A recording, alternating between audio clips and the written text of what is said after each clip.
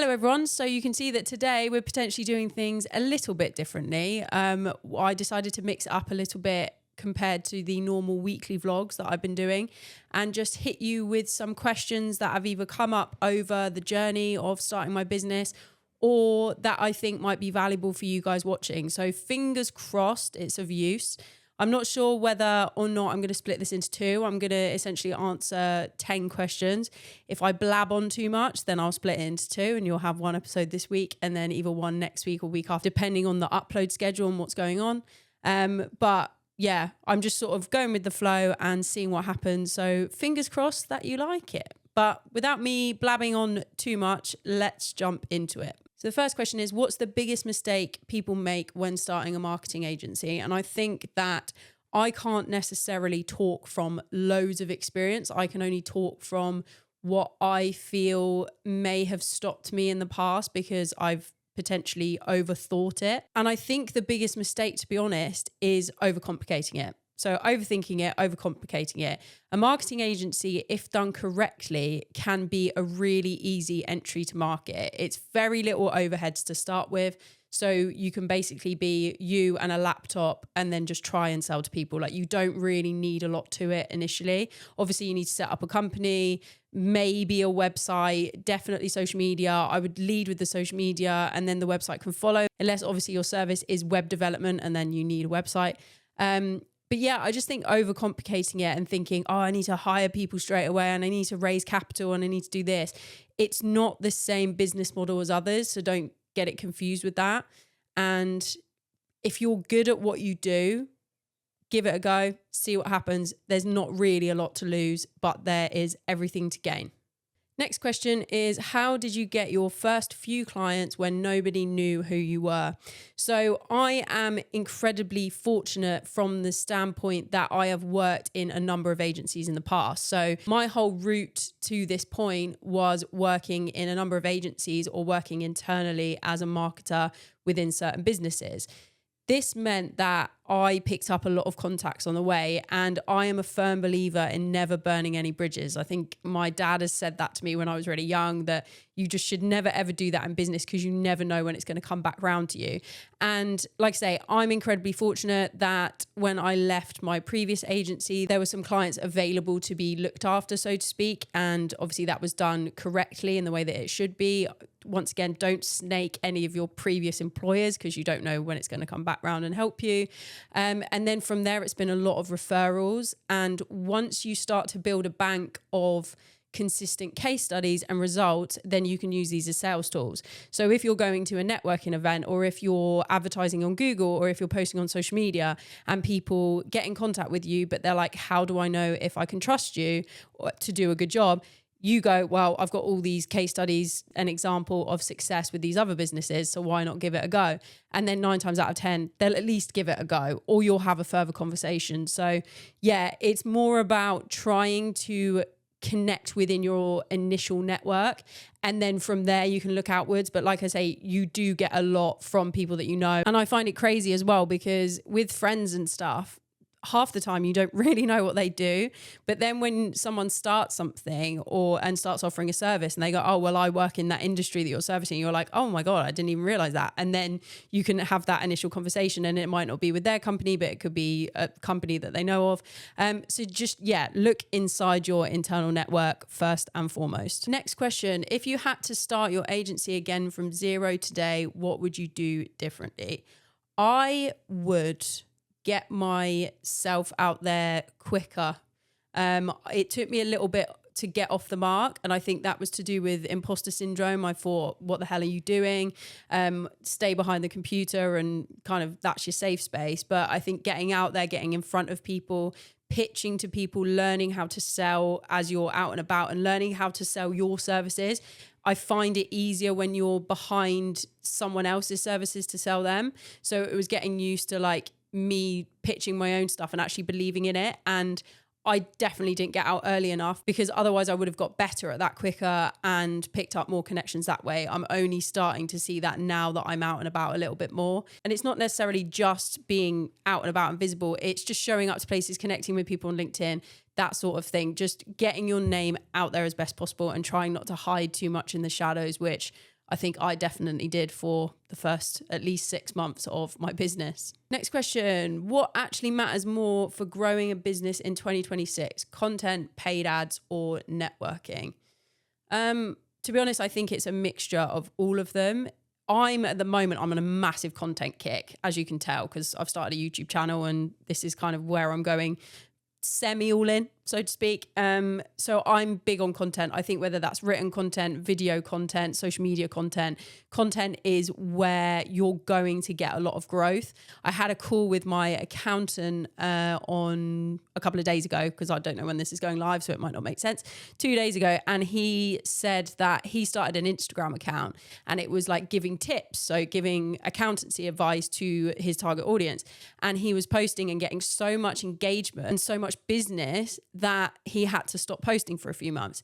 And that is crazy that his business built that much from posting on Instagram that he had to stop posting on Instagram. And I said, was all the traffic, all the leads coming from that? And he said categorically, yes. Like, I know it was. It's been proven that it was, which I just find crazy. So content for me sits number one.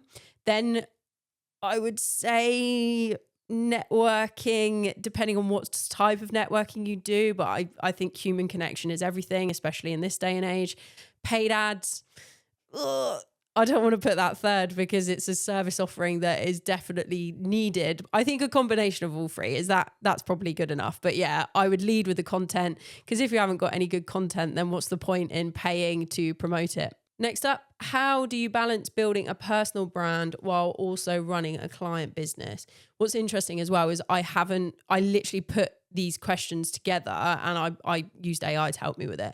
And I haven't read them since I copied and pasted it. So I'm thinking for the first time, and they're actually really apt at this moment in my life and in my business, because I'm having a lot of conversations around it. But anyway, so how do you balance building a personal brand while also running a client business? I don't. At this moment in time, I absolutely don't. That's something that I'm lacking. YouTube, I would love to be able to spend more time to create videos that I want to create, edit them, get them uploaded, create shorts out of them, promote them on social media, but I just can't. So the building of my personal brand is sort of slipping. In moments where it's quiet in the business side, I can concentrate on it, and you can tell when my content's better. You can tell when I'm a little bit more consistent with my posting. It's on LinkedIn as well. I appear for a bit and then go, and that needs working on, because that is exactly what I would not recommend to any of my clients is posting and ghosting.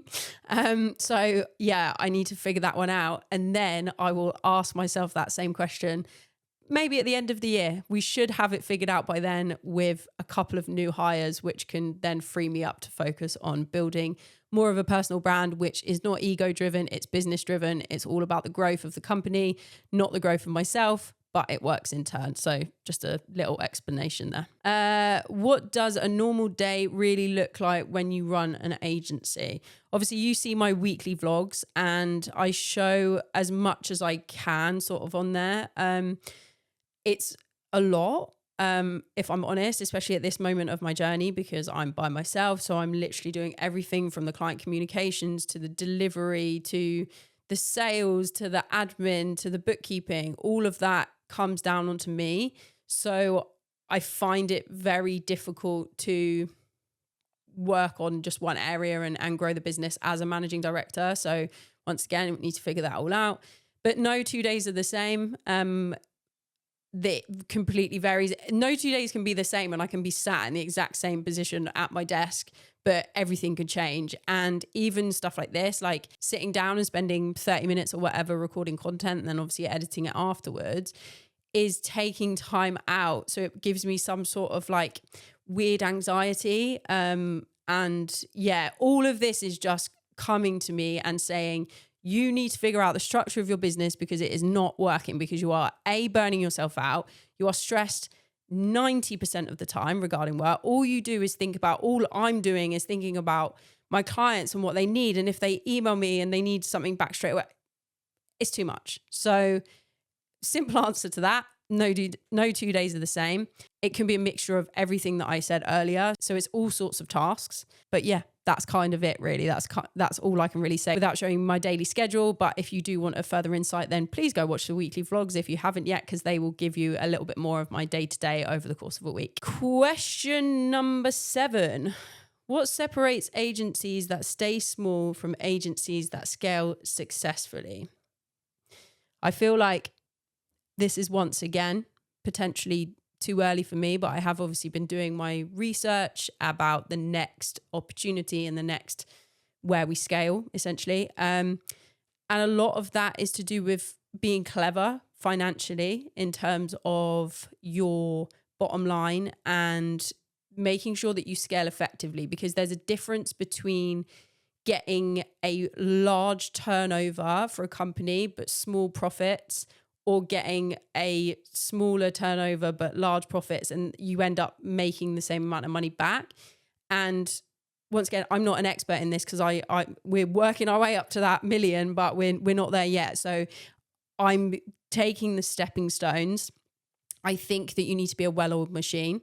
I think that systems need to be in place. I'm building those systems. And when I say systems, it means everything that I do in my day-to-day can be written down. And if I gave that piece of paper to you or whatever that looked like digitally, you would be able to do that task for the day. And then if you can do that, then anyone that joins your business, you say, right, okay, so you're in social media. So this is how we do everything on social media in terms of for our clients or for ourselves. And then that person may have other ideas and you can change that. But it's about strategically using that and then being able to grow that way, but always looking at your bottom line, your profits, etc., etc. I hope that helps. But once again, probably another question for me in 12 months' time, because at the moment we've been going like this. And I think over the next 12 months to 2 years, we're going to soar. I'm being positive today. I'm in a positive mood. Question number 8. How do you deal with burnout, pressure, and staying motivated as an entrepreneur? Another one. I don't. I am the worst at this. I actually weirdly yesterday, and I don't normally do this, but I pulled some tarot cards. We've got tarot at the house, and I was like, I feel like I need to do it. I need to figure some shit out, basically. So I pulled my tarot and I looked into it. And basically it was, I think it's on here, to be fair. Let me have a little look and I'll see what it said. So basically in one sentence, so that I don't go on too much about it, I asked about the next 12 months and it said a year of becoming more aligned, even if it feels uncertain, which I don't think has given me that many answers, but it was kind of a very self-reflective read and sort of take a little look at what you're doing and stop burning out. It literally mentioned burnout and all sorts. So I'm definitely, like I say, I'm doing some things wrong. So I'm not handling that very well at all.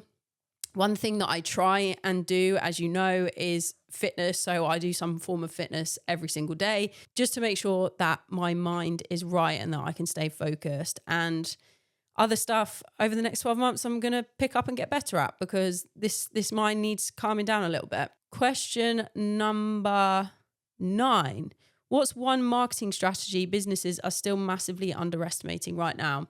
Because I'm in the B2B space mainly, so business to business, I would actually say content production. And I know that I've spoken about content before, but only because they're not necessarily, I see the shift, the divide between my clients, between just the wider outlook. You've got some clients or some businesses that are not prioritizing their content and everything looks a bit shit. They're a little bit like unknown. Their SEO is terrible. They can't advertise anything because it just looks terrible.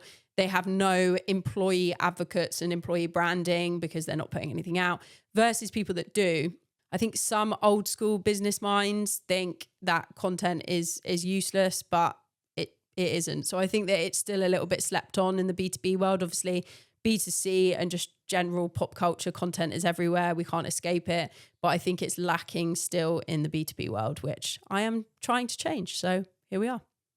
My final question, and I think that this actually might be able to fit into one video. So I'm absolutely buzzing with that. But also I'm not 100% sure what that means for next week's video, but I'll cross that when I get there. What advice would you give someone trying to leave their 9 to 5 and start their own business? I would assess your current situation. So make sure that you're wanting to start your own thing for the right reasons. I don't think that any of it should be to do with monetary gain. I think you see everything, like even this YouTube channel, the theme is like from 6 figures to 7. And that's because that's a hook in, right? It's not, I don't wake up every day and think, oh, I need to make it to 7 figures. Like that's my one and only goal. It's also about the process of getting there. It's about building your own thing. It's about working with the right people. And also the flexibility, obviously the time flexibility. So look at that first off, your reason why you want to do it. If your why is strong enough, then start building while you're in your 9 to 5. I've had so many businesses that I built on the side. And do I think that you need to be able to spend a good amount of time to build a business? Yes, you can't just do 30 minutes a day and hope for the best. I've been there, done that, have the failed businesses to prove it. However, there is time around your 9 to 5 where you are able to do that, especially in this flexible life. I'm not saying do it during your working hours, but if you're working from home and you finish at 5, you've got a good number of hours there. Even if you want, I'm a big TV advocate. I love TV. I'm not going to be one of those gurus that say you can't watch TV when you're building something. Probably best if you don't, but you know, we're all human and we all like what we like. So you could do it at 5 for 4 hours, finish at 9. And you've still got time to have a bath, watch some TV, get into bed, chill out, and it not just take over your life and completely burn you out. There's a good balance there. So yeah, I would never quit anything unless you've got a really, really good plan in place and you know the reasons why you're doing it.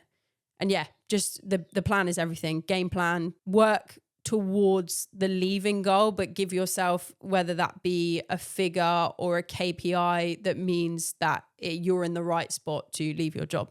And that's kind of it really, but don't just quit your job, please, whatever you do. Anyway, that is the end of my 10 questions. I tried to be as quick and concise as possible. If you did like this style of video, like I say, I won't be doing it every week. Even if you do say you like it, don't panic.